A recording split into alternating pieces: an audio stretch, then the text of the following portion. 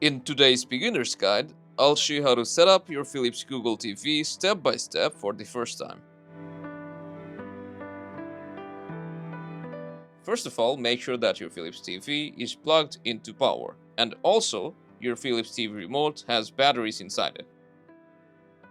Now we can press our remote's power button, and after it starts up, the first thing that we'll do is pair our Philips TV remote via Bluetooth. To do that, you'll need to hold down the back and the home button together while pointing your remote at your TV. Keep holding it for about 3 seconds and the remote will start flashing blue. Then it will get paired to your Philips TV.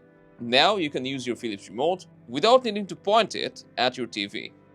Now let's start the Google TV setup process. First of all, choose your language, then select Setup Google TV. Now it will give you a prompt to use the Google Home app, but we're going to set it up on TV instead.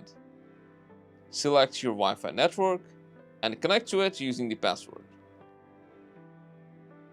Next, we will sign in using our Google account. Now, accept the terms of services and choose which Google services you want to enable. Afterwards, it will ask you to set up Google Assistant. So just go through these prompts and make sure to hit Agree and Allow to get the full feature. And in the next step, you can choose which streaming apps you want to pre-install. Next, you'll have to select your country or region for your Philips TV. And after that, if you have connected any antenna cable, then you can select your tuner mode, but we're going to skip it for now. And finally, our Google TV has started setting up. Just let it go all the way to 100%. And after that, you can also set a different profile or enable a kids profile. Or you can just select Go to Google TV and start enjoying your Google TV experience on your Philips Smart TV.